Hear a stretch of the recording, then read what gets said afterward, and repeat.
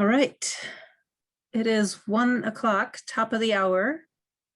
Abby, are we okay to get going? Yep, you can begin. Okay, great. Well, wonderful. Thank you everyone for joining, and welcome everyone to this session 2B on communication strategies, how to communicate and engage the public and different audiences around retreat. We have a lineup of 6 presentations, each one just 12 minutes long, so I'm not going to speak very long, and I'm not going to give long introductions. We're going to start out if we have connection with an artist presentation. Iki, I don't know if you are on and can hear us. If not, we're going to start with another person. So if someone could let me know, or if you could let me know if you can hear us. Looks that is still a problem, so we're going to keep working on that. And instead, we're going to start out with Jessica Olson from the Sierra Club, who will speak about communicating climate change and human mobility. So Jessica, if you want to come on camera and start your presentation. Sure, thank you so much, Susie. And let me go ahead and just get my share screen going. There we go. Can I get a thumbs up from someone? Let me know if you can see. Perfect. Thank you so much. Good morning, everyone. As Susie said, my name is Jessica Olson, and I am the Senior Climate Lead with our Sierra Club's Gender Equity and Environment Program. The correct pronouns for me are she, her, and I'm calling in today from Ohlone Land, what is also known as Berkeley, California. And sorry for those who read the abstract. This presentation is a little bit different than what we had originally submitted. It's just me. And today I'll be talking about public opinion research and polling that was led by myself and the Sierra Club's Director of Research and Polling, Grace McRae, in partnership with Oxfam America, to understand how to best communicate about human mobility and climate change with the layperson in the United States, both to inform them, but also to inspire them to take action.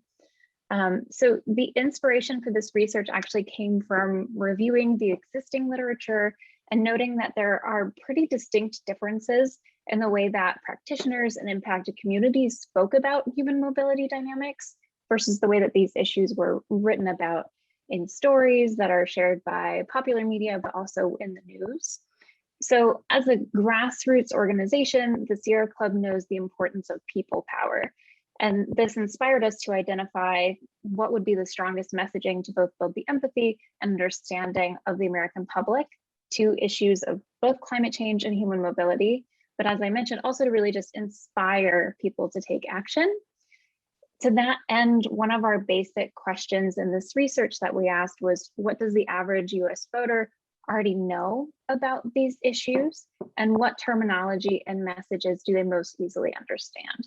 And I don't think I need to tell the folks in the space, but I will anyway. As I'm sure folks are aware, there are quite a bit of different terms that are used in our field when we know that phrases such as climate refugees are contested, debated, and there's arguments about whether or not people on the move in a changing climate are protected by the legal definition of refugee. And we know that many impacted communities also argue that language does not properly describe their circumstances, but can also actively stigmatize them. We also recognize that many argue that this language is the most accessible to the public, and that it's one that might be more easy for folks to understand. And others argue that people who move or are forcibly displaced by climate change should be considered refugees or have the ability to seek asylum. And while we're definitely not addressing those questions because those are quite heady, we're really trying to figure out how to frame and message these conversations, right? And further, understanding that most people who move because of climate change are displaced internally or within their country borders, which is a dynamic that we actually see most prevalently in the US, we knew that we needed to explore how to best communicate this complex and nuanced topic in a way that was accurate, respectful to communities, and also moves these conversations forward with the American public.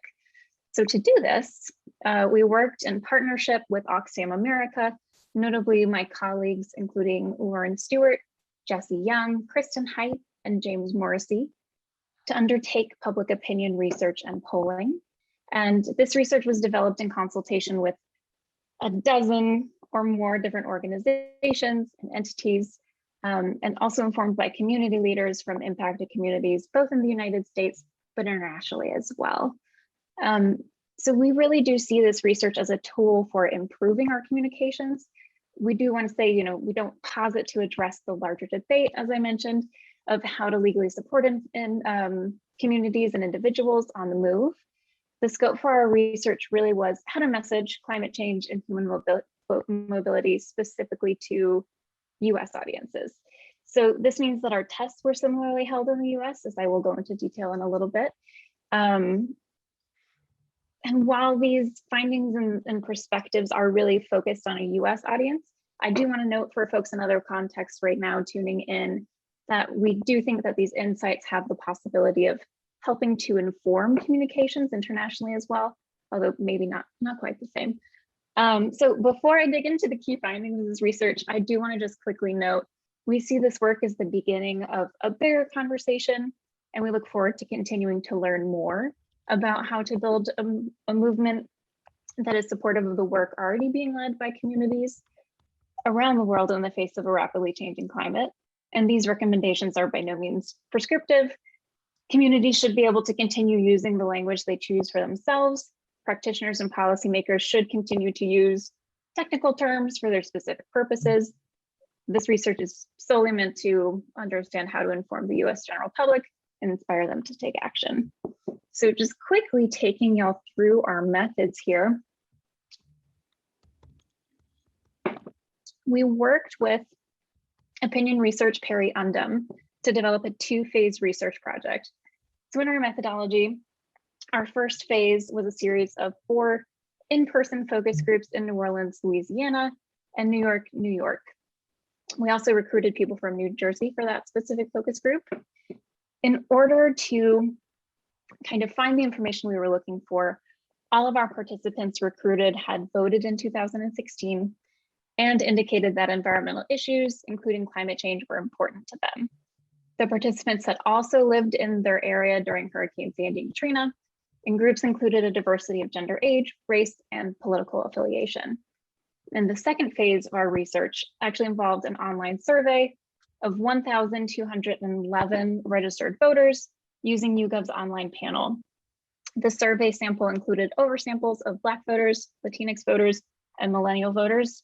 For us at the time, it was 23 to 28 to allow for deeper analysis.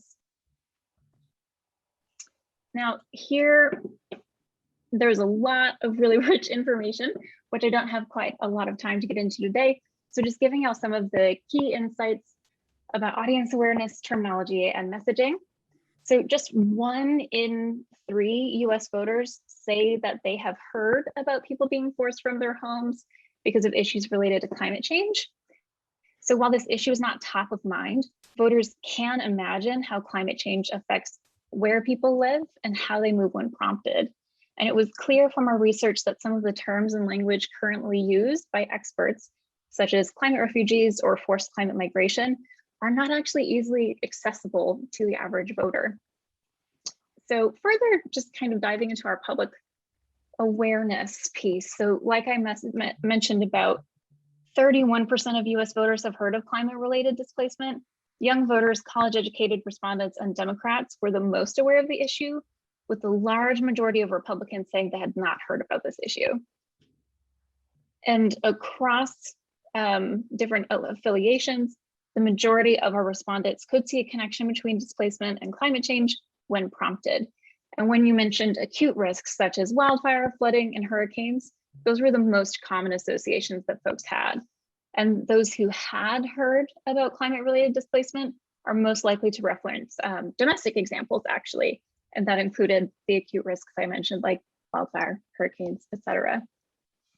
And so thinking about terminology, how do we talk about these issues, but also how do we talk about the people affected? The terms that actually tested the best across the 2 phases of our research for the issue were climate-related displacement and forced migration. And then for speaking about people affected, climate-related displaced persons.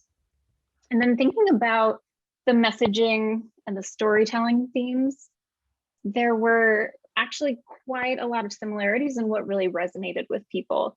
And for the most part, that was really just communicating the loss of well-being and safety of people and the loss of life as one knows it. That was what was most compelling to US voters. And although there were a few notable differences between political affiliations, the messaging themes that were most compelling across party lines included that the disproportionate impacts of climate-related displacement on low-income families, or that women and girls are more susceptible for increased risk for sexual and domestic violence during and after displacement and related events. And further, just the kind of human rights framing of thinking about people losing their lives as they know them, whether we're talking about their homes, income, friends, family, culture, and history. Jessica, so you have about 2 more minutes. Perfect. I have 2 minutes left of my presentation. So great. So to further kind of test specific messages and terms, we did also actually dive into figuring out what were the most effective imagery, videos, and visuals to communicate this as well. This not only really helped us get key insights to how we would want to most effectively portray these issues and do storytelling work in a way that connects with an American audience, but also to help us further hone the messaging and terminology work. So here you can see 2 of the images that we tested. The one I'm hoping that's on your left in green, as you can see, is a domestic map that we made ourselves actually using data from the Internal Displacement Monitoring Center that shows internal displacement events. And then on the right, we have an image from UNDP showing international instances of internal and cross-border displacement. And from our tested audiences, both the survey and also our in-person focus groups in New Orleans and New York City, the domestic imagery just consistently tested better and folks were more inspired to take action.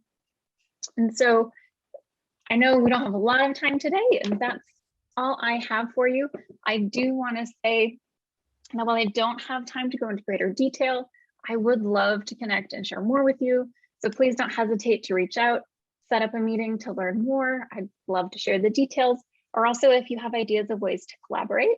And thank you all so much for being here today. And I look forward to fielding any questions and seeing you in any of the networking sessions. Great, thank you so much, Jessica. I think in the interest of time, what I would love to do is invite everyone to put their questions, chats, desires to connect with Jessica into the chat. And if we have time after all the presentations have been offered, then we will come back to the questions that came in. So please just keep putting them in the chat and we will see them and discuss them as the time allows. So thanks, Jessica. And now we have, I think, figured out the technical details with Iki, an artist who will speak. Yeah, so please, the floor is yours. Your presentation is next. Okay, great. Well, thank you, Susie, and thank you to Haley, and also to the Columbia University management for having organized this exceptional conference. I hope you can all hear me loud and clear. Well, I take this for a yes. Yeah, good. Now, thank you again. I really feel privileged to be with you today. Thank you for having me on board. Let me introduce myself and my work quickly. My name is Iki, and I picture urban resilience. I will be back later on my work, but the very first thing I would like to say right now is that my work aims to be pedagogical with one main objective, which is to improve the understanding of urban resilience by non-expert citizens. Now, this is quite challenging, as you can imagine.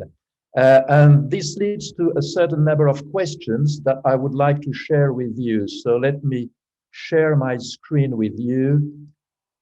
Though normally this should work, hopefully. Okay, here we are. So as I said, this leads to some challenging questions. The questions are the following. Seen from the artistic perspective, what should be the meaning of urban space complexity? And the question is, how can I integrate in my work the idea that social and ecological systems are not only intertwined, but continuously restructure and renew depending on our environments. And to quote Carl Falk, who is, by the way, a tremendous source of inspiration for my work, so thank you, Carl, and thank you to the Stockholm Residence Center. How can I take into account this unpredictability level leading to reconsider the norms? And coming back to the topic of the conference, how should I address the issue of natural hazards, knowing that disasters are not natural, but depending on vulnerabilities exacerbated by the systemic nature of inequalities? And thereof, how could I translate into my works this imperative need for critical and resilient thinking? Now, ultimately, the threats and challenges we all face are so high that being committed towards non-expert citizens becomes a duty. But to quote what I have read in the conference agenda, most practitioners facing these challenges do not have the adequate professional preparation in terms of communication. Facts are not enough, and we need the right narrative to engage people. Now, there is no doubt that art can help. The presence of contributors in today's session is self-speaking, and we have many examples of associations like Art of Change in France, Arts Everywhere in Canada, Jolly Bicycle in the UK, with talented artists committed towards climate change. And some of those associations bring artists and experts together to imagine and propose solutions and ideas for adaptation and transformation. But few are engaged in a pedagogical process. And without a pedagogical process, you might be able to convince non-expert citizens of the challenges they face, but you will hardly be able to explain them the systemic nature of socio-ecological threats. Now, to use art as a pedagogical tool, we need to keep in mind three guidelines. The first one, pedagogy cannot be decreed. It needs to be learned. But let me come back in one moment on this important issue. Two, words are important. Sustainability, risk management, and resilience are not interchangeable words. And to this respect, I can only advise to read the publication of Professor Eileen Kellman called Lost for Words Amongst Disaster Risk Science, which will be very helpful. Three, selecting the appropriate artistic approach is very important. A global and general approach, like, for example, this presentation, can be useful, showing the direction to follow. But ultimately, priority should be given to local artists, conveying a message that could make sense for local communities. Now, coming back to the pedagogical issue, Paulo Freire works can be very helpful. Paulo Freire was a Brazilian educator and sociologist who dedicated most of his work to vulnerable communities. But let me say one thing at this stage. You do not need a PhD in sociology to better understand Paulo Freire works. A lot is available online. Now, Paulo Freire work was about how knowledge should be transferred from teacher to learner, or say differently, from expert to non-expert. We don't have time to go much in details in Paulo Freire works, but there is one very interesting example of implementation, which is the waterproofing data project under the supervision of Professor de Albuquerque of the Warwick University in UK, aiming to improve flooding governance in São Paulo, Brazil. Please check on the web the details on this incredible project that lasted more than 2 years, committing different universities and different stakeholders. It is just amazing. Now, let me speak about my work. My work makes use of a well-known argentic pepper property, which is to darken when exposed to light. All my works are diptychs, meaning two pictures. The first picture will illustrate a given urban space impacted by a natural hazard. The second picture will show the same scene, but previously the argentic pepper will be cut in the darkroom in different parts, chemically treated.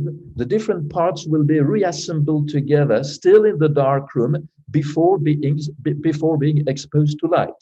And it is the way darkness develops in time for the second picture that will question the urban space resilience level in comparison with the first original picture.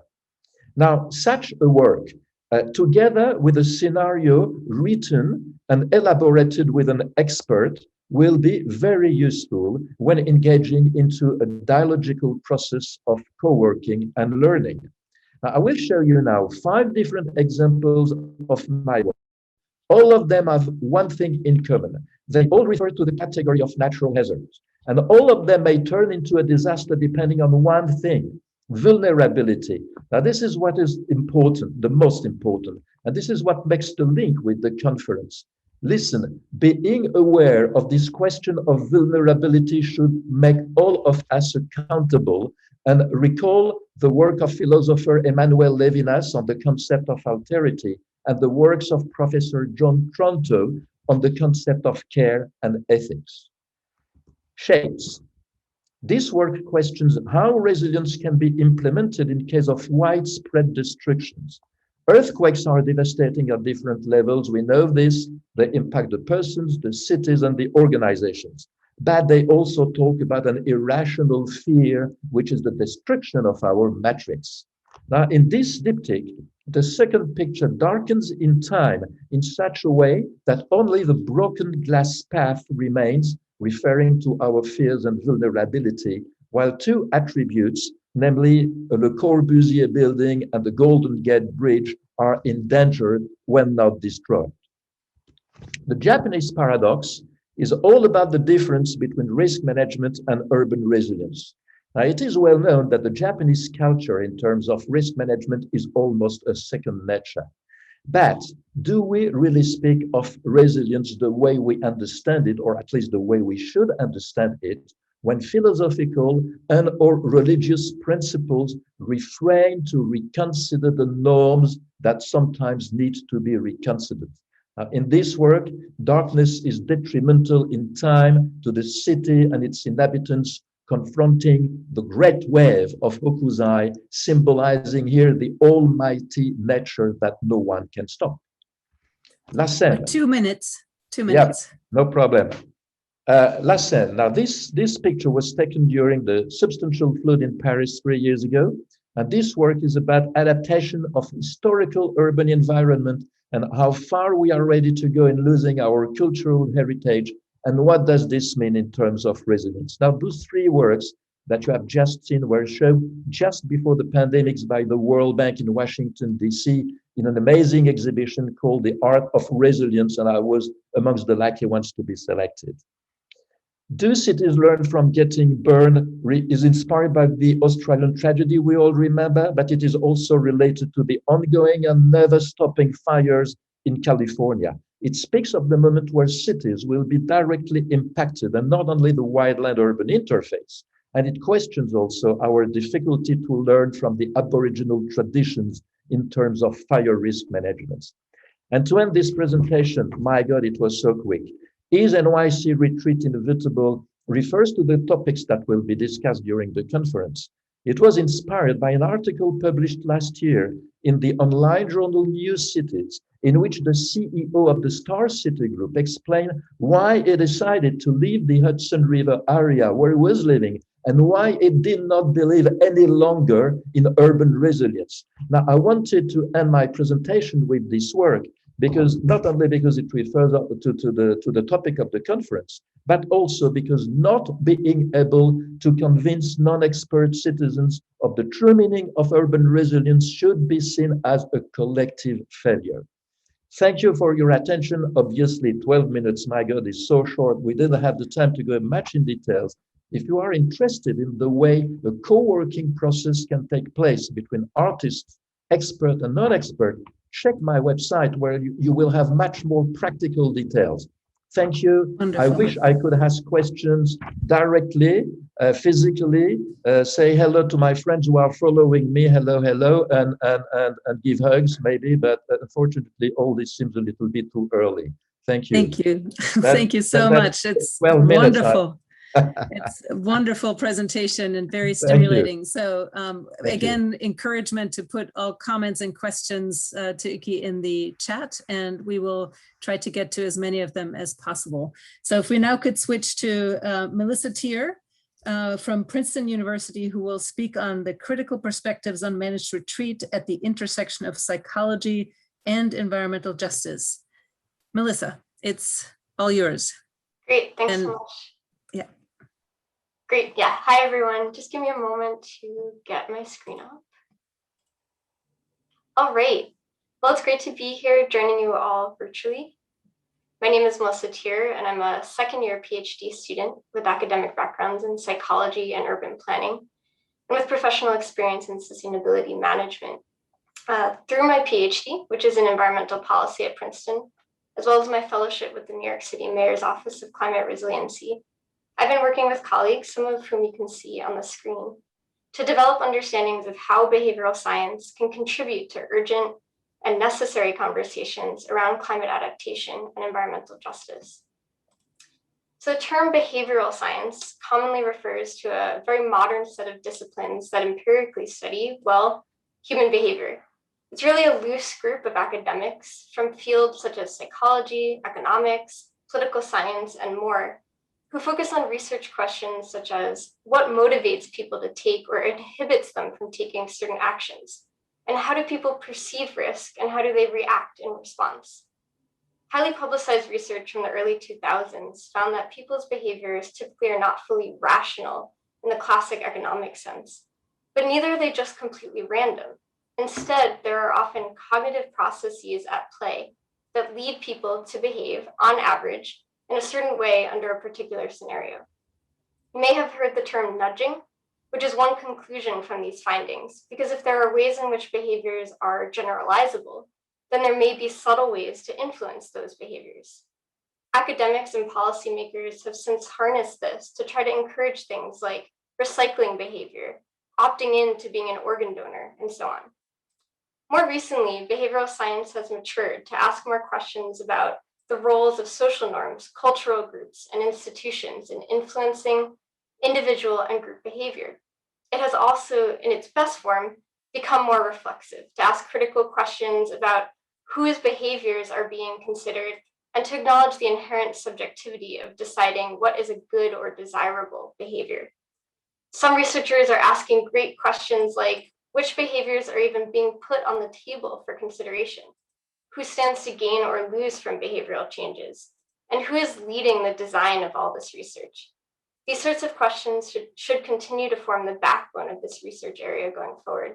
And I hope you can see the relevance of such questions to research and action in response to the climate crisis. On that note, the field is also increasingly recognizing that studying behaviors at the individual level is not always the right scale, at least not in isolation. In the words of Dr. Shazeen Attari, changing individual behavior is nowhere sufficient to address the problem of climate change, but individuals are vital to mobilize system-wide changes. To my mind, the key perspective on the eternal debate between individual change versus systems change is that individual change should be in service to systems change, whether that's through motivating individuals to join collective action efforts, helping individuals to avoid burnout, or other helpful pathways.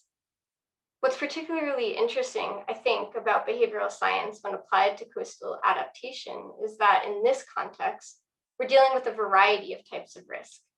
Risk to individuals, such as the flooding of their homes, risk to communities, such as threats to traditional ways of life, and risk to institutions, such as overburdened emergency response systems caught unprepared for escalating flood risks. All of these scales of risk and behavior are important, and they need to be considered in relation to each other. So I turn now to two recent models of multi-scale behavioral science research and how they can be used in the context of coastal adaptation. The first model is from a 2019 paper that maps out the inputs that influence individual behaviors. At the most individual level, one person's behavior is influenced by their cognition, their thought processes at that particular moment in time. As I said earlier, there are some common ways that individuals behave on average when presented with the same set of circumstances. That said, the story is of course far more complicated. The researchers in this paper suggest that an individual's behavior is also influenced at any time by the sociocultural contexts in which they exist, and at an even broader level, by the physical environment and place characteristics that have and continue to shape sociocultural contexts. I like this model a lot, but it focuses only on situating individual behavior within broader contexts. In contrast, in the second model, which is from this year, and I know it's hard to see, so bear with me, individual behavior and cognition in gray are situated within a second layer in blue, referred to as individual behavior and context. But that too is situated within a third box in light green, which is group behavior, action, and decision-making. And finally, this dark green box is the biggest one, demonstrating that formal and informal institutions shape both group and individual behaviors. What the researchers here have done is to take many different theories of behavior change, systems change, and so on, and then group them by these 4 different scales. It's a really interesting approach, and I encourage you to take a look at the paper for more detail. But the point for now is that these scales are interconnected, but still under-researched. What I want to show you now is how these scales could be of high relevance to coastal adaptation policy design. For our purposes, I've grouped the scales into 3 categories. First, individual behavior is influenced by cognition. Second, both individual and group behavior are influenced by sociocultural context. And third, both individual and group behavior are influenced by place-based and institutional contexts. So you can see these 3 categories visually here. If we think about individual cognition for a moment, there are important policy implications of common decision-making traits and risk perceptions. For example, people tend to prefer assured gains now rather than possible gains in the future, even if those possible future gains would be larger. Policies could be designed to draw on that common but often unconscious preference. For example, research could test whether the following type of program gains traction. A flood insurance program that offers discounts on premiums in the present time in exchange for a commitment by the policyholder to accept a buyout when a certain risk threshold is met in the future. This insurance structure has sometimes been called a discounts for buyouts program. As an aside, personally, I'd recommend a different name that more clearly indicates that the discounts would be for people's present premiums. Anyway, you might have noticed here that I've listed a few relevant behavioral science theories.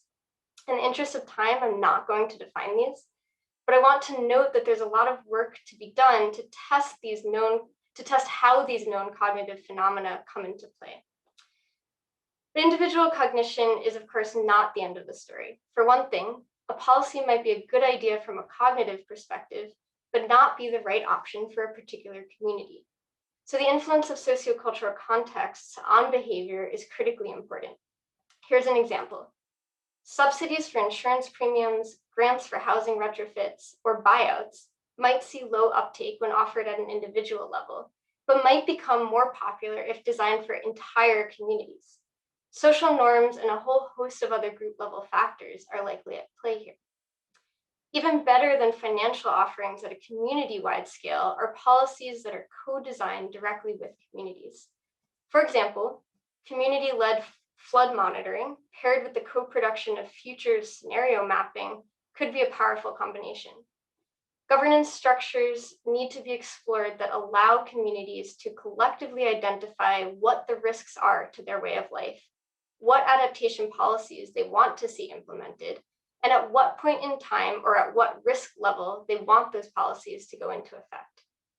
All of these scales merit a lot of further research, and urgently, in the face of the climate crisis and the continued disproportionate impacts of climate change on some communities over others. There is a need, in other words, for a research agenda to further develop this multi-scale model and to test and monitor implementation strategies.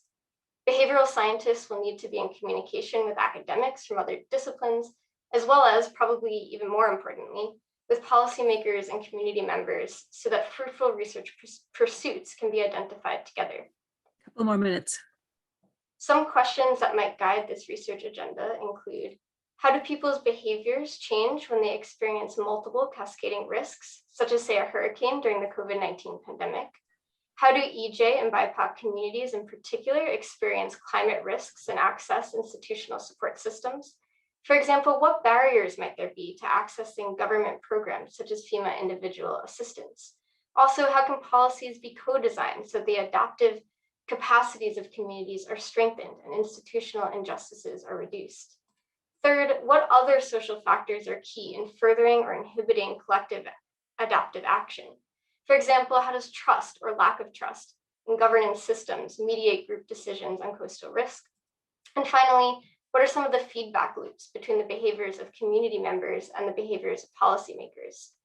These questions are really guiding the early stage research that I'm working on with colleagues. Some of these research projects include surveys exploring the behavioral impacts of cascading risks, workshops in urban communities to map out future action scenarios, research on a concept called spillover, where we're wondering if adaptive action taken by individuals or groups tends to lead to more or less subsequent adaptive action, and also whether it leads to more or less support of subsequent adaptation policies.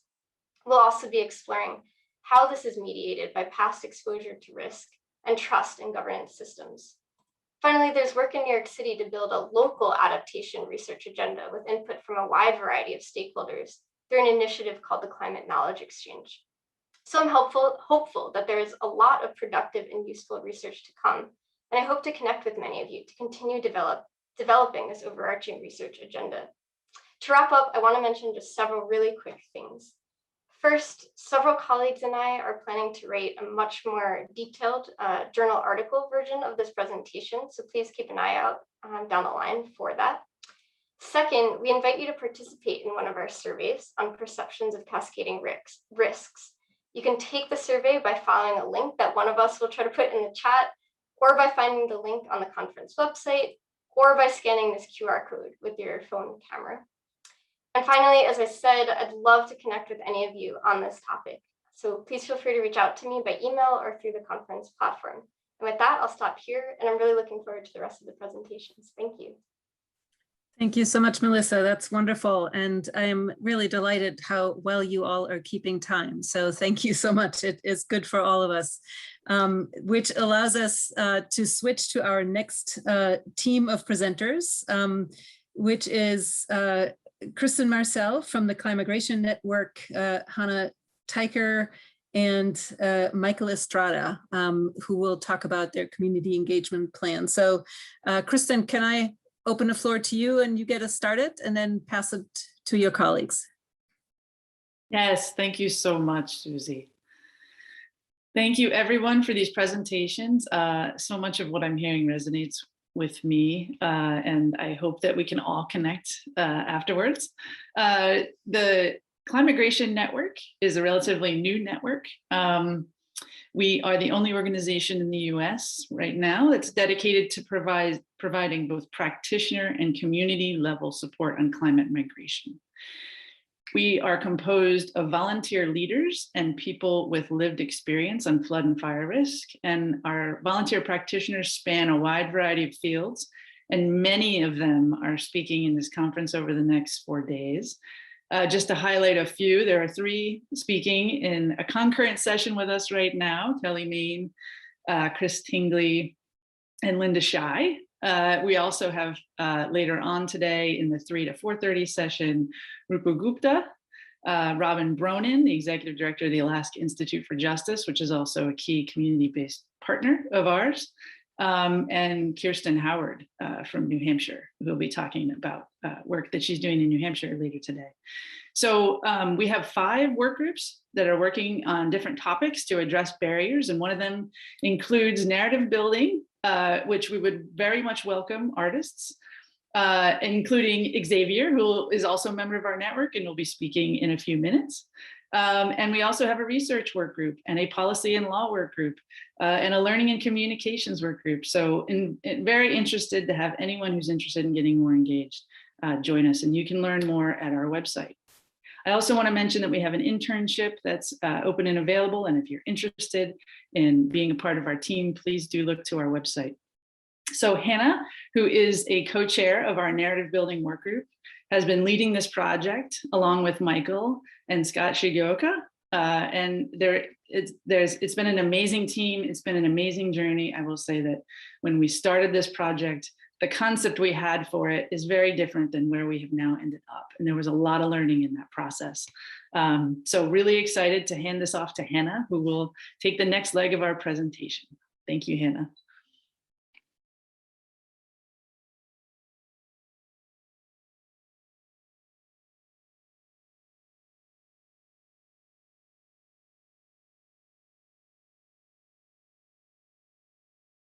Hannah, you're on mute. Whoops, okay. Start again. Hi, everyone. I'm so excited to be here today and to see all of this great work. As Kristen mentioned, I've been co-chairing this narrative building working group through this whole process.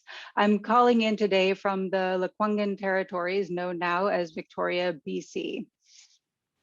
So when we started this project a few years ago, we intended to rebrand managed retreat. We knew there was something wrong with the term and that it tended to shut down conversations, but we thought we could simply replace it with a suite of better terms, and that would pave the way to communities moving away from climate impacts. Luckily for this project, we ended up working with this diverse team of community co-creators and a team connected to frontline communities. And together, we have expanded the vision for what this project needed to do. And this is really a long-term project. So at this point, we're just at the beginning. Through this process, we learned that there are definitely some terms that do resonate more than managed retreat, like assisted or supported or community-led relocation. In fact, we've actually decided that the network should no longer use the term retreat in our own communications because we've gotten the very strong feedback that it feels top down. But in spite of these potential language changes, the work that needs to be done is much more fundamental. The biggest takeaway from the team's engagement with communities is that practitioners need to lead with listening. We need to slow down and engage in conversations for the long term, building trust and learning from the communities and the people facing displacement who are the real experts in the risks they face. So as practitioners, we need to figure out not only the words to use, but how to have the conversations, acknowledging the historical and structural forces that make these conversations difficult. To begin with, many of the communities on the front lines have endured a history of forced displacement, and that is a very present reality in any conversations about relocation we might have now. Stepping back a bit, one of the reasons that I was drawn to this work is that words have power, and even more than that, stories have power. The stories that get told about climate change tend to be shaped by powerful interests like the oil industry or the insurance industry. To me, the process we're proposing here offers an opportunity to tell different stories, which can gain cultural force and hopefully help lead to meaningful and potentially restorative action. And with that, I will hand it over to Mike to give you a preview of the guidebook.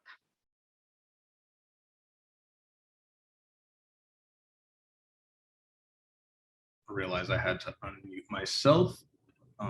Okay, let me get this back up. So hey folks, my name is Mychal Estrada. I was one of the designers with the Climigration team that put together this guidebook. And we're excited to share the sort of the first public look at the cover for the project, Lead with Listening, a guidebook for community conversations on climate migration. And I want to make sure I give a big shout out to our amazing graphic designer, Erica Diaz-Gomez, for developing the visual storytelling that we use throughout the guidebook in conjunction with our team and others. And so as Hannah and Kristen noted, the guidebook was created with both practitioners and community leaders in mind.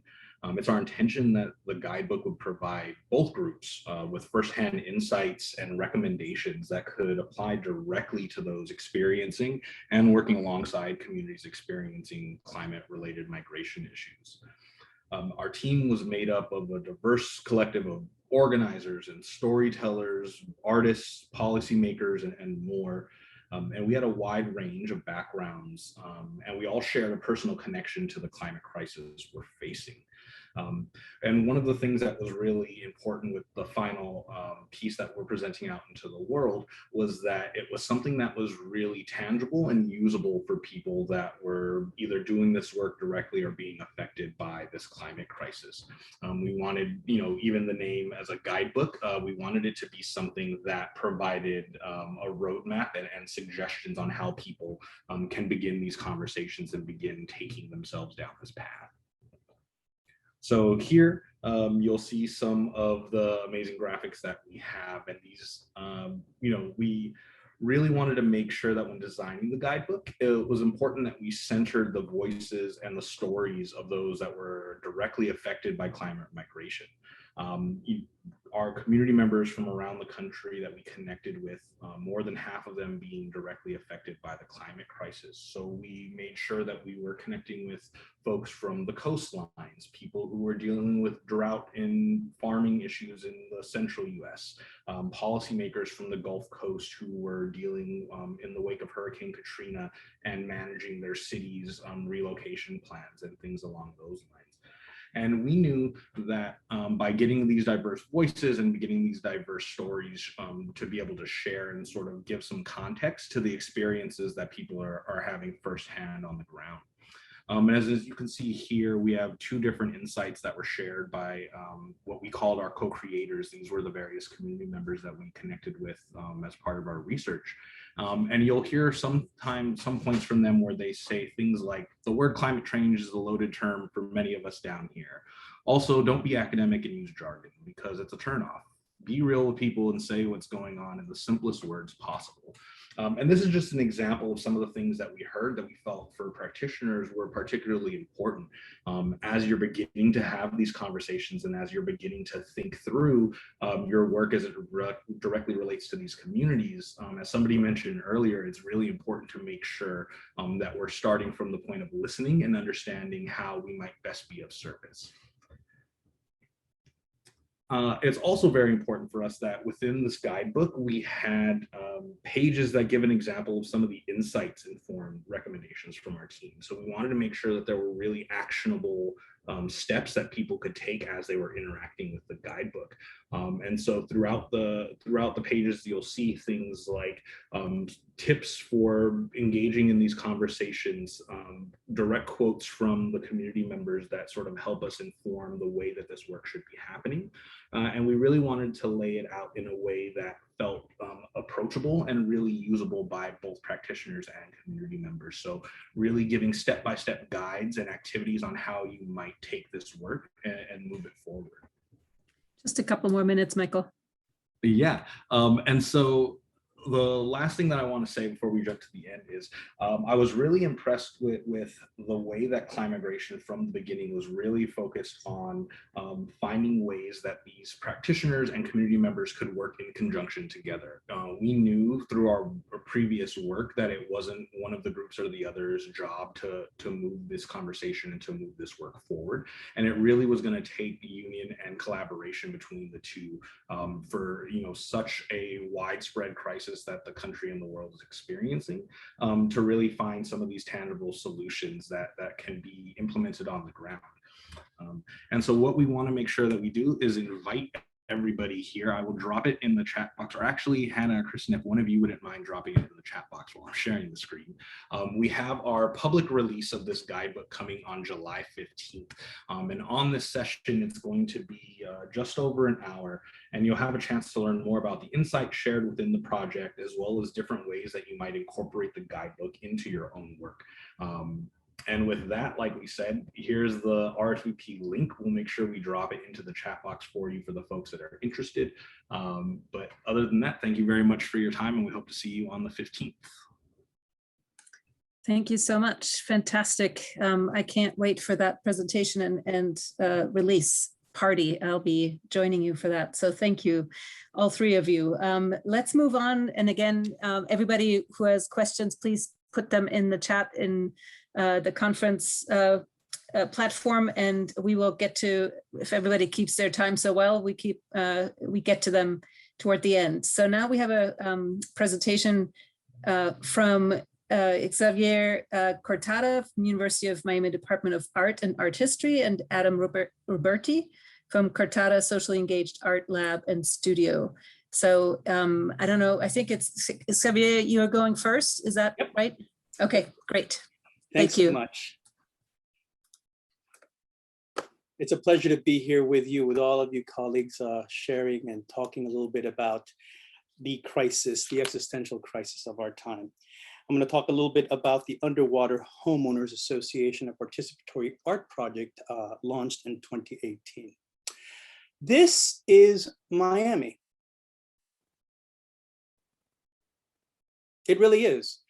It's a photograph of the McMurdo Dry Valleys. That was a National Science Foundation Antarctic Artist and Writers Program Fellow. And I had members of the LTR for the McMurdo Dry Valleys give me samples, along with samples that I received from scientists working in the Antarctic areas, including the Western Arctic ice sheet. And I used it to create these paintings. These paintings were used melting ice, melting Antarctic ice.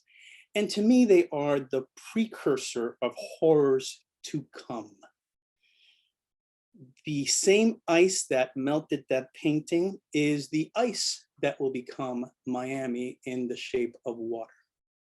And it's not just hitting Miami's Atlantic coastline, the one we read about and think about when we think about ground zero. The affluent communities, it's also impacting the rest of Miami, including its western coastline, the Everglades, which is at sea level. Few believe we live in a climate crisis. Few get the climate science. Few understand the trouble we are in. Today in Miami and in other coastal cities, cranes populate the skyline, building more and more skyscrapers at the water's edge. It is growth that fuels our economy.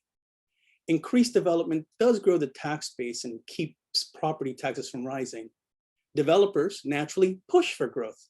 It's a reward game with little actual risk that they will get the returns on investment 2 years later as soon as their condos get sold. Buyers are mostly international cash investors. They're also hedging their bets, hoping to flip their properties a few years later, way before the psychology of sea level rise busts the real estate bubble. Homeowners in less affluent areas are on a 30-year timeline. Because of brazen overdevelopment, citizens don't have a real sense that sea level rise poses a true threat to their homes, savings, jobs, and communities. Politicians are evaluated on 2-year time cycles. They have no incentive to plan for the long term. They engage in ribbon-cutting ceremonies with impunity, even if that will only burden future generations. The pro-growth actions signal to constituents that everything is fine, but all they are doing is kicking the can down the road. As oceans rise and the reality of climate change finds clarity in psychology of Miami's real estate market, our industries are going to suffer and the poor will suffer the most. So these ice paintings I used to engage in advocacy. I shared them with governors, but more importantly, I created a campaign to literally have individuals in our society use them as markers in their front homes. Those markers helped map the topography so that we could understand that sea level rise was impacting us across the entire community.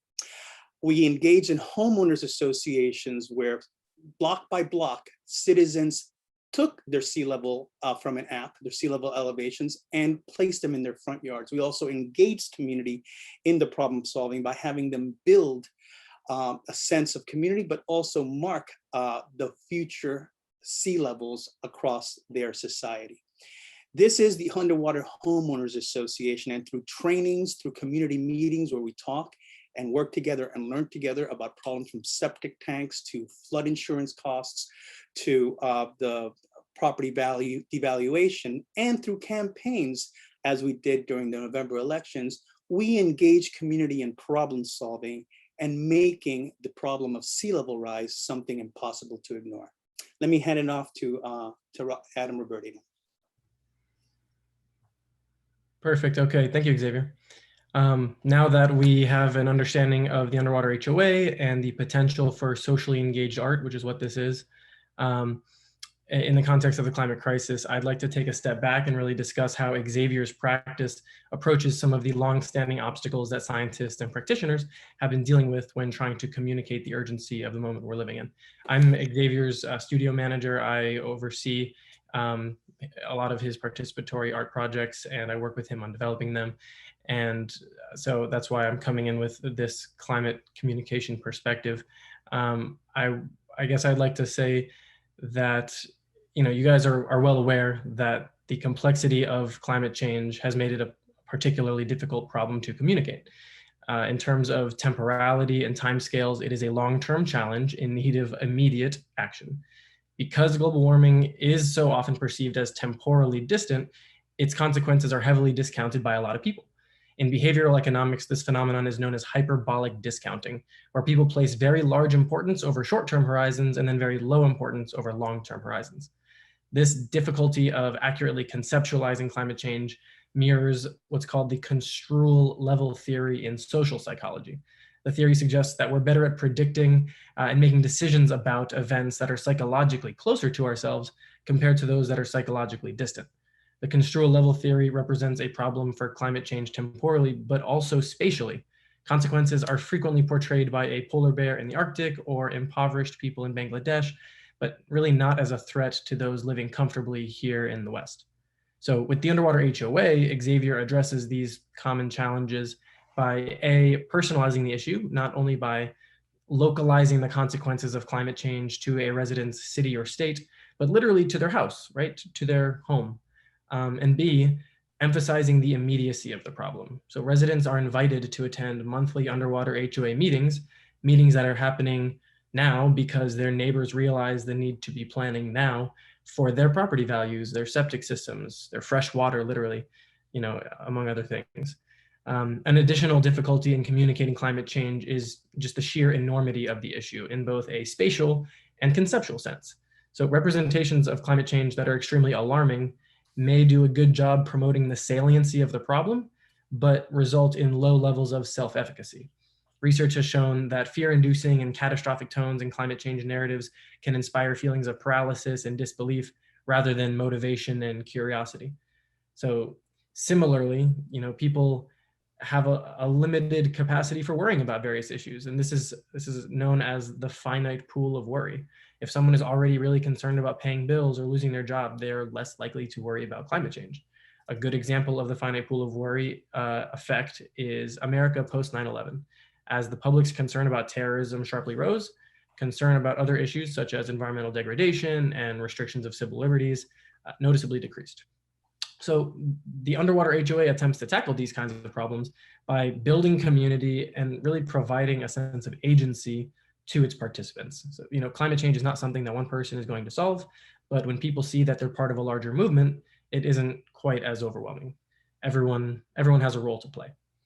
And throughout this process, friendships are formed, connections are made, and problems, as small as they may be, start to be solved. And as Xavier, you know, just said, this is something it's block by block. It's an organic process that can be thought of really as slow activism. Now, for a long time, and a lot of the people on this call may, you know, be aware, science communicators attempted to bridge the gap between the scientists and the general public by operating under what's called the information deficit model. This model basically says that there is a deficit of scientific understanding. Therefore, the solution is the transmission of scientific facts. We now know that this is extremely ineffective because people see information through the lens of their pre-existing beliefs and values. This is why framing has become a dominant science communication strategy, right? So various frames like a public health frame, a national security frame, they help to simplify complex issues by lending weight to certain arguments over others, arguments that may be more likely to work with a given audience. With the Underwater Homeowners Association, climate change is obviously framed as an economic issue, as we emphasize how sea level rise and saltwater intrusion will affect property values, but also as something that will directly affect the health and safety of our families in the decades to come. So as a way to wrap up our presentation, we're going to play a 2-minute video clip from CNN's special report. It's The Road to Change, America's Climate Crisis. I'll let it play. Depression and acceptance in Pinecrest. I live in Pinecrest. I'm at 11. I'm at 8.54 feet. My name is Fielded from 9. Where neighbors have formed America's first underwater homeowners association. I'm at 7 feet, lower than I thought, to be honest. My name is Judy, and I'm here for hope and for inspiration. There was some really negative response when people recoiled and say, why are you doing this? You're going to hurt us and hurt property values, which I found to be part of the cancer I'm trying to cure. It is the brainchild of artist and activist Xavier Cortada. What's happening in our community? Before water covers the street in the next century, there will be an aquifer below it that will not give you the fresh water that you drink in these homes. And before that happens, there's going to be a flood insurance rise. As that happens, there's going to be property value evaluation, because all of a sudden the psychology of the house being an investment is going to be starting to turn on its head. Now, my home is in danger, a whole bunch of homes next to me. The fear is palpable here in Miami. So what I want to do is give people a mechanism for coping and dealing with that fear and preparing for the inevitable. So the idea here is that we have worked together to create a process, an ongoing process driven by the actual participants, and one that tries to develop new knowledge by making the problem something that the individuals in society themselves are responsible for addressing. And the elasticity to work across disciplines in order to problem solve. So this is the Underwater Homeowners Association, and it's important to me to have these constituents be aware of the problem so that they don't get duped and can make sure that they can hold their policymakers accountable. But if they don't know the problem, if they think that the skyline that's growing is ushering a future that's bright without problems, someone needs to help them understand that there is a problem right beneath their feet, and the Underwater HOA is the way we do that. Wonderful. Thank you so much, both of you. What a wonderful project that you introduced us to. And I can see so much the benefit of having these conversations started by artists, people who cannot make decisions over your property. Just opens up the conversation. So let's switch to my presentation as the last one. Let me share my screen. And all right, can everyone see this? I cannot see you anymore, so if someone can just give me a quick heads up, that'd be great. We can see you. Great, thank you so much. All right, so the benefit of going last is that you're going to hear a number of things reiterated, but maybe put together in a slightly different way, but it will really echo a lot of what you just heard. I've been interested in the question of how to communicate retreat for a number of years, and am also very interested in the psychological dimension of that and approach it in that way. But I'm going to wed it in this presentation with insights from the literature such as it is. It is rather limited at the moment. And I want to simply start out, not to convince you because you already all get this, but it seems to me that communication has been presented or perceived as sort of a necessary evil in much of the sort of past history. And it seems to me that whether or not and how we retreat, that is really a set of questions that cannot be answered without very deep engagement, communication and engagement. I guess I want to maybe take us into that, the depth of that. I really want to emphasize that piece of it. There has been an incredible overemphasis in my mind and obsession with which R word shall we use, and as if that is the whole piece. And I think you're beginning to get the picture from the set of these presentations anyway, that there's a lot more to it that we need to address. In fact, the way this has traditionally been construed was, and in fact, even the Climigration's piece of work started out with the question of what is the right message, the right word to use. And I'm so delighted to see where that has gone. The intent behind that was always, can we find ways to basically minimize resistance to this necessary evil of retreat and get people to buy in or acquiesce or accept that they have to relocate it? What I would maybe briefly summarize as this is the persuasion model. And what I want to present to you instead is that maybe there is something far more transformative that we can accomplish with the help of communication. And it begins, I didn't see this presentation from Climigration before, but it begins with listening. It begins with a dialogue and seeking an understanding of where people are at, what their concerns are, which are typically far bigger than just climate change or sea level rise or wildfires wherever you are. And through that process of dialogic engagement, create a sense of empathy and respect for all sides in this process, and knowing that the communication and engagement process is really aimed at assisting people in making a very difficult transition. This is where people's life savings are, where people's homelands are, where their attachment to places, to their neighbors, to ways of being, cultures. It's not just, a physical moving of a structure. It is uprooting people's lives. And so really what we're trying to create is an atmosphere through the engagement process in which people become willing on their own accord to sever these ties to place, to their social networks, the livelihoods maybe that are tied to the place, if that's the case. And in that process, reckon deeply with all the histories and baggage and realities that we live with, whether they're socio-political, socioeconomic, cultural, the racial backgrounds to why some people live in certain places, right, more vulnerable than others. And really use the opportunity of relocation, retreat, to create something different and in the process heal old wounds. To me, that seems to be the promise of retreat. It's not like it's all hunky-dory and we all live in paradise. No, we don't. We often live in highly vulnerable places, in highly gentrified places, in places of injustice, not of paradise. And we have an opportunity to address that, and not through communication alone.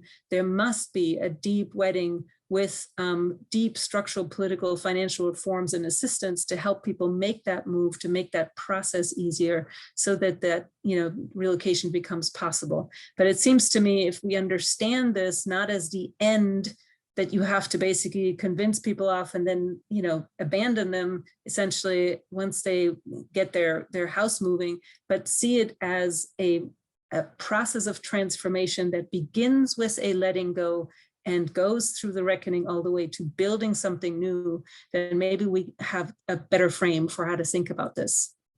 All along the way, people will need to make sense of this.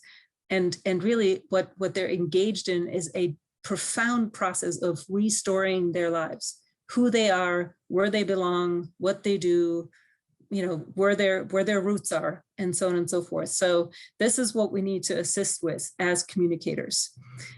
Very quickly, just a comparison, there is a very broad relocation literature that goes far beyond retreat. The coastal retreat part of that is a tiny subset.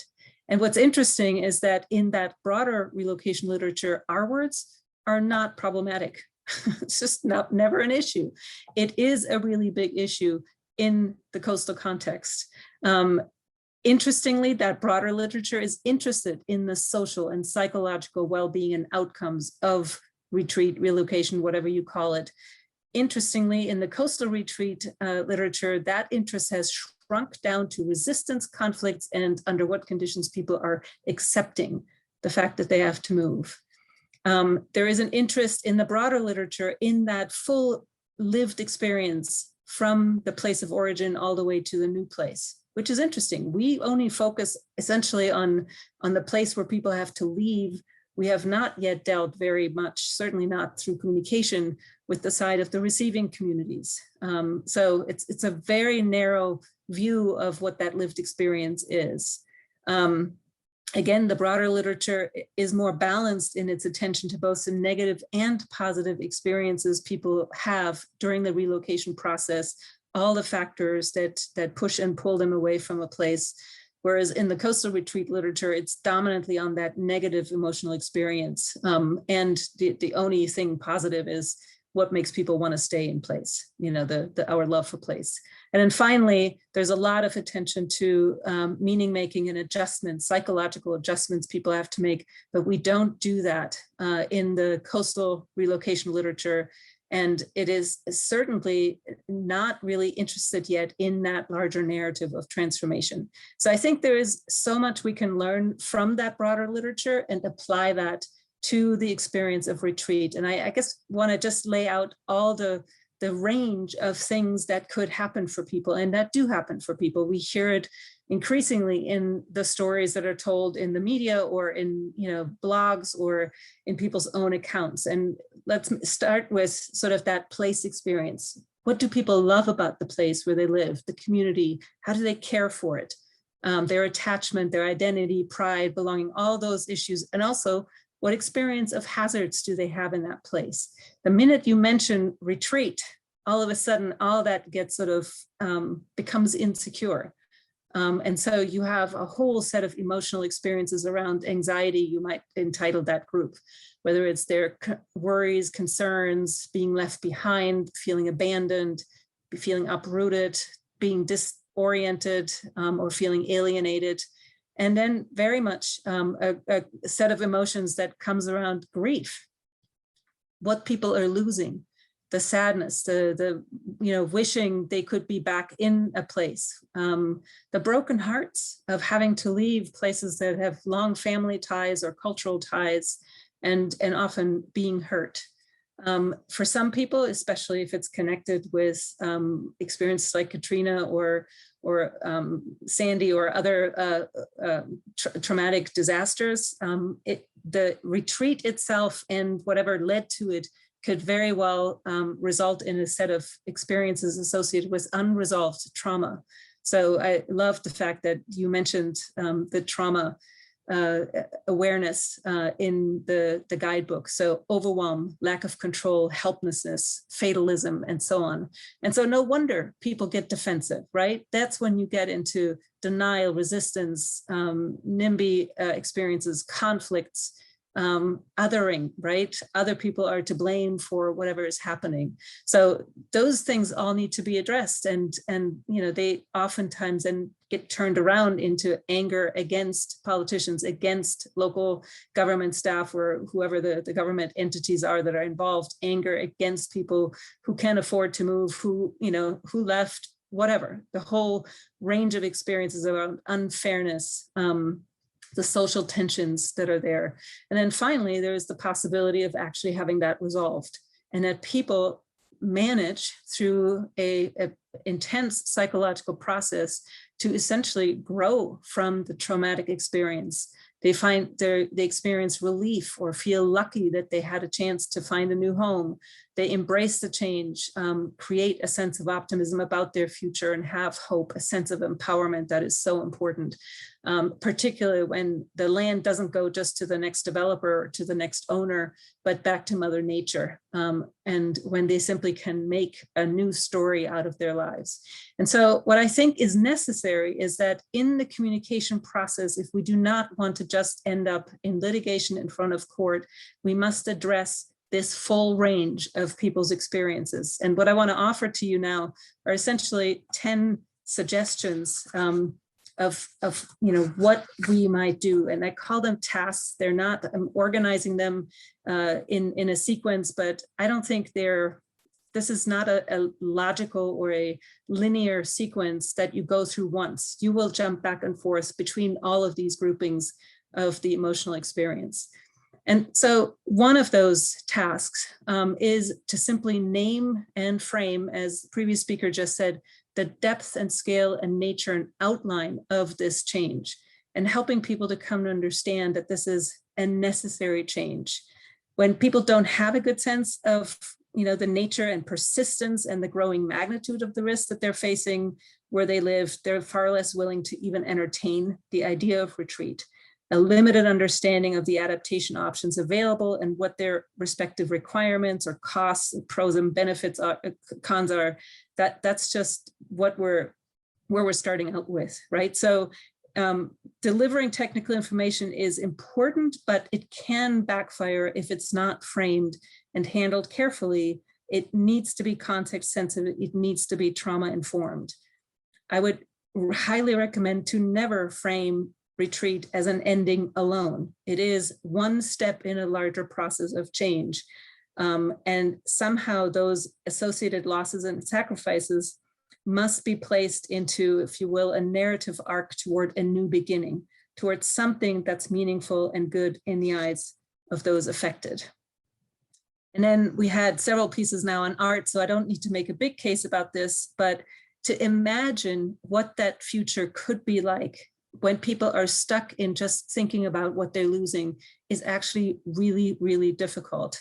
And creating even these spaces in which people can be creative, can imagine in hands-on ways of what that future might look like is actually pretty difficult. Most of us are, I don't know what all the reasons are, maybe we're afraid to imagine something good, but often our imagination is quite limited. So anything you can use, whether it's visioning exercises, scenario planning, futures thinking, or the kind of creative engagements like you just saw here, helps people open their minds to things might actually, there's something good that could be coming from this. It takes time, but I would say it also buys time because it offers an opportunity to generate novel ideas with which to create something potentially better than what is being left behind. What I would say is be careful not to just run people through a visioning exercise and then sort of drop those ideas as if they never happened, because that's just really frustrating for people. Why did they do that, right? So whatever those ideas are that are generated, let those really inspire the bigger policy changes, not just the technicalities of relocation as a technical exercise, if you will, but to create something better and to repair what was wrong before. Whatever you do with opening up the imagination to develop a vision of a desirable future, you should never obfuscate the difficulties of facing the present realities or the future outlook. It is simply a hard thing, what we have set in motion on the planet, and what we will lose that we actually enjoyed and benefited from. So leaders' courage to help is really important to open that conversation and to help residents face those facts. A serious diagnosis, just like as you go to a doctor, is never just, or shouldn't ever be dumped on you just as a technical thing and then the doctor leaves the room. They have to be delivered with empathy, with time and sensitivity to the needs and experiences of those most affected. So there is simply a certain comfort you as the communicator have to have with your own and others' emotions and the volatility of emotions about what is before us. That I think it's really important to remember, we as communicators have to do our own work. And it very much requires then to actively listen and skillfully mirror what people are saying, not to fix other people's emotion. When they have a strong emotional response to what this diagnosis is, the emotion is not wrong. It's not a problem that needs to be fixed, but it needs to be held and mirrored in really important ways. A fourth suggestion is that retreat will simply be an increasingly repeated and reported story, and people are very likely to go numb. With every disaster we hear, there's yet one more way in which we're just fried from, oh my God, here we go again. And I think what's important is to recognize this kind of compassion fatigue, climate fatigue is already setting in. We're already observing it. It's discussed in the literature. And it's simply, you know, we have to recognize that people get tired through this long process of relocation. It takes patience, it takes stamina, it takes emotional resiliency among all involved, the staff, the communicators, the extension specialists, the elected officials, the people, the residents affected. You have to remember, we go numb when we're overwhelmed, and then we become angry, and then we become resentful, and then we disengage. So we have to, at all times, attend both to the logistical aspects to make that process easier and to the psychosocial needs of those relocating in the current and new location, and including to those who stay behind, because not everyone will leave at the same time. So given where we are at, what we are starting from, the structural, economic, and governance interdependencies, retreat will surface questions about everything: systemic racism, housing injustices, gentrification, our local economies, the exclusion from those, deeper questions about what does community safety mean, and that all in an increasingly disruptive climate context. So expect it, embrace that these interrelated issues are going to come up. It is your job. It's not someone else's job if you are called a climate resilience officer or whatever your title might be. This is part of the job. And that means you yourself and the community has to be engaged in a deeper reckoning and healing. And that proceeds at its own pace, right? You can't rush that. That might not fit into a planning cycle, that might not fit into a grant cycle, but it is absolutely essential to do that work, and maybe to skip one cycle or to use that money for the process, whatever, in order for things to move forward. Everything, I love that you said slow down. Everything takes time, and if you don't take it, you will spend that time in court. I promise you that, because people's process simply will dictate how fast this is going to go. You're going to proceed at the pace of trust, essentially, through this whole process. So it's an opportunity always to remember that the retreat is an opportunity to go through a reparative process for your community. A lot of people in this moment of uncertainty will want to jump to certainty. You know, will I get this answer? Will I, be able to stay?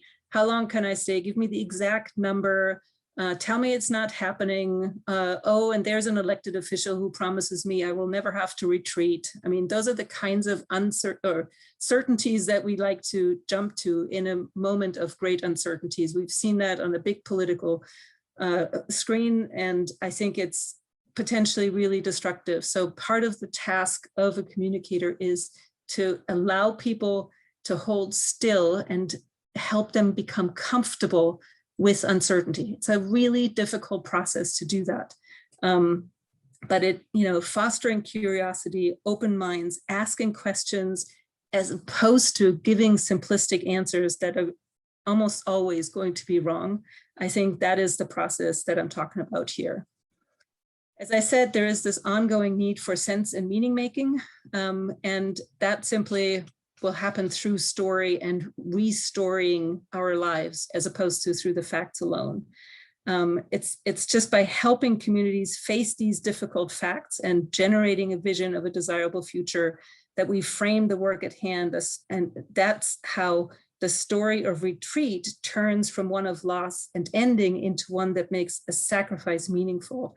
The stories from the literature when that happened is every time it worked, when people were able to make a sacrifice meaningful, when they could render the change of some time-limited discomfort into something that was tolerable or even improved over what they had before. And that's what helps people come to feel that they're not victims of oppression or fate, but creators of their own destinies. It involves very deep questions about what is important and meaningful to us. And that, of course, there's no simple answer, right? That depends on culture, history, and individuals and the social context, but it's a crucial process that has to happen. Retreat communication also has to engage with how we source ourselves and maintain hope in this process. Don't allow people to get stuck in diatribe or unrealistic optimism or despair.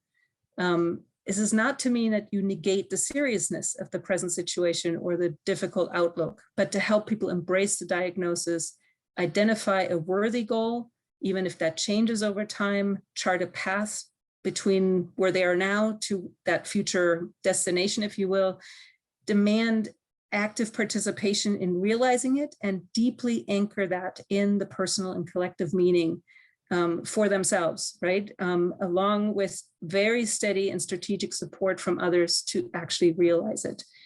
People find hope and empowerment not just in a positive vision, but from their own sense of agency. You heard that in a number of times, and that can mean control over the data, over the information, over the decisions, over political organizing, shaping their own story, succeeding not against nature, but against authorities, against bureaucracies and retreat opponents.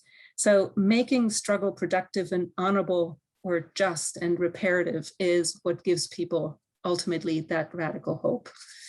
The last couple pieces here, what's really important is to remember that, you know, we're starting from historical legacies and persistent social and economic injustices that have created an uneven playing field for navigating retreat processes. Communication alone cannot undo that, but it is absolutely essential to make it better. And if we don't do communication well, we can actually worsen it. We can feed into the old dynamics instead of serving a process of reconciliation and healing. So the communicative work that I want to promote here really could be considered a form of public love. Consistently fostering a sense of solidarity so that community members feel they're going through this challenge together, that they're strengthened and restored rather than diminished by it. And quite frankly, I think this piece here, this particular step might be the most radical and the most difficult one, because it tends to mean to stop what we've always done before, which is fight, struggle, be antagonistic. What if we didn't do that? What if we started somewhere else? The last thing I want to say is, or the last step in this, is that communicating with people facing the end of the world as we knew it, if you will, and helping them find a way to a new world is about navigating not just inadequate and unfair policies, archaic bureaucracies, and exclusionary processes, but waves of grief and anger. This is where that came from. It's the emotional experience of this that will dominate the retreat conversation. And it's about bridging differences, old rifts, systemic injustices. It's about tapping in ourselves as communicators and in others a desire not just to be right, but to do right by each other. And thus maybe not just to do good, but to be good. Communication, again, cannot accomplish this alone, but a more effective, more deeply engaging, transformative communication should be an integral, crucially important part of deep policy, structural, and financial reform. And so what's interesting to me is that, you know, each one of these tasks that I laid out actually addresses some of these. I don't go through this again here, but it struck me as actually being placed just around certain pieces of this emotional experience landscape that I lay out here. So I think in conclusion, I just want to simply say we ought to be far less preoccupied with finding the right word and instead assume that the right language is context specific and found together with the affected communities. Approaching the communication engagement from a relational perspective is absolutely crucial. Paying deep attention to the psychosocial needs of individuals and communities, working toward a narrative that draws an arc from an ending to a new, better, reparative beginning, and addressing climate change together with whatever other concurrent and deep-seated legacies and crises we have.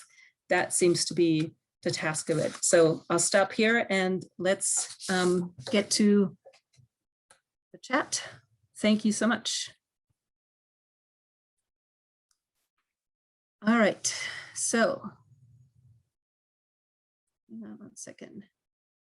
Let me quickly go to the questions here.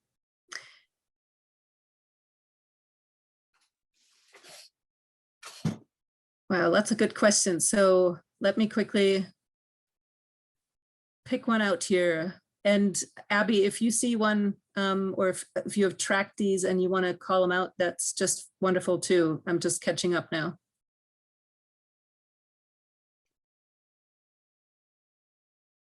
How to find the right balance between empathy, respect, and the need to explain that our habits need sometimes to be dramatically reconsidered. Iki, was that a question to me or really to everyone? I want to open it to everyone who has any thoughts on this. So if you all want to come on the screen and, you know, unmute yourselves to speak to these questions. I certainly don't have the answers all by myself. So how much time So do we have left? About a minute, right? Yeah, go ahead. Yeah, how much time do we have left in the session? About 1 minute? Yeah, just a couple. Okay, no, I mean, I think what I kind of want to have an opportunity to interact with the panelists. I don't think that's going to happen. I think each of us sort of learned from our own practices. I think the one perspective I want to bring is that the problem solving isn't about today and the people we're dealing with today, but it's about how we move big urban places like mine, like Miami, to try to transform the way we think about a problem. And I think that conversation, we're having two conversations, I feel, in this dialogue. One is dealing with empathy with the individuals who are moving today, and the other one is moving the entire way of thinking about society. And I want us to be cautious to that. I think there's a lot of lessons learned from working at the place where water touches land and when the problem is happening today. But the bigger problem here is how we persuade broader society and government to take this issue seriously. And I want us to have balance in that, not to be myopic, but to look at a public policy from a broad point of view and how to create new constituents. Yeah, I think you're making a very important point that this is multi-scalar, right? We have to work all the way from the neighborhood all the way to the federal levels and beyond.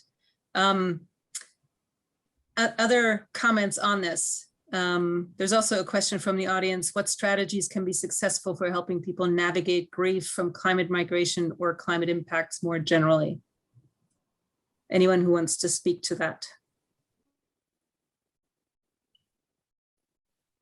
So I'll just say that I shared in the chat, and I'm not sure if those answers are being copied back into the Q&A for the session attendees. But we'll be talking more about some of those strategies at our workshop on the 15th. But a lot of the panelists in this conversation today touched on things that need to be considered in preparation for coming into conversation with communities, making sure you understand what it means to be trauma informed when you start those conversations, so you're not re-traumatizing people, using art and creative approaches and curiosity and leading with questions rather than telling people answers that you think are correct based on your frame. Those are all great strategies, but I think a really important one is creating a dialogue and building a long-term relationship with the communities that you seek to work with. This is not going to happen quickly, and it requires that trust in order to move forward. Yeah, I would agree. And also just on this grief question, I think holding a space for this, creating a safe container for that is time limited, and that, where people can build trust with each other to express those feelings. Those are really important processes, and there's great resources out there on that. In fact, many people have practiced this for a very long time. It's just now finally coming into the mainstream because we need it. So anyway, I'm afraid that we are way at time, and I need to allow you to have whatever 15-minute break before you go to your next session, including I have to go to one. So thank you, everyone, for wonderful contributions and for your wonderful presentations. It's recorded and will be live for everyone very soon. So again, thanks for everyone participating and for all your presentations. Have a great conference. Bye-bye.